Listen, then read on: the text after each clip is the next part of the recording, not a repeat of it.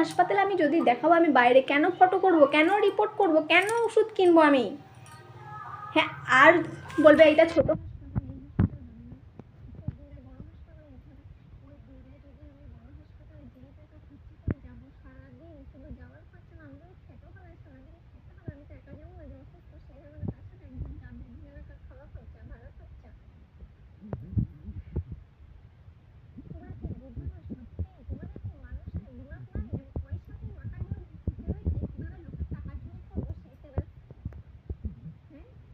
হাসপাতালে, সমস্ত প্রত্যেকটা হাসপাতালে, ছোট হোক বড় হোক, কেন ছোট হাসপাতালে মানুষ যাবে না?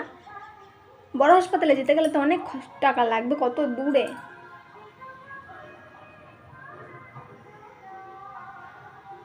হাসপাতালে সবার ছোট বড় সব কিছু ফ্রি হতে হবে। বইয়ের দামও কমাও। কেন বইয়ের দাম এত কেন? বই খাতা পেনের দাম কেন? বলবে পেনের দাম তো 2 টাকা মাত্র।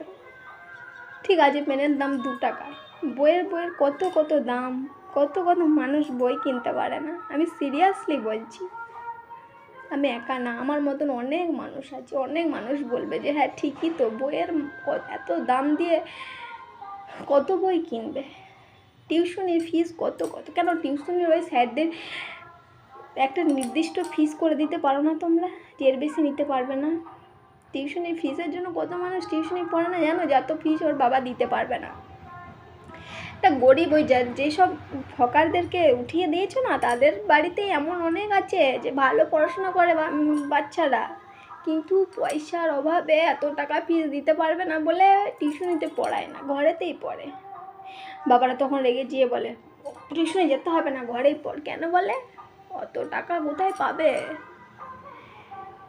হ্যাঁ, তোমরা মানুষ না, তোমরা শুধু লোকের, গরিব মানুষের বিশ্বাস নিয়ে ওই যারা কারদেরকে তুলেছো না, ওরা সবাই তোমাদেরকেই ভোট দিয়েছে। আমি গ্যারান্টি 90% লোক তোমাদেরকেই ভোট দিয়েছে বিশ্বাস করে, কিন্তু তোমরা সেই বিশ্বাসটা নষ্ট করেছো টাকার লোভে।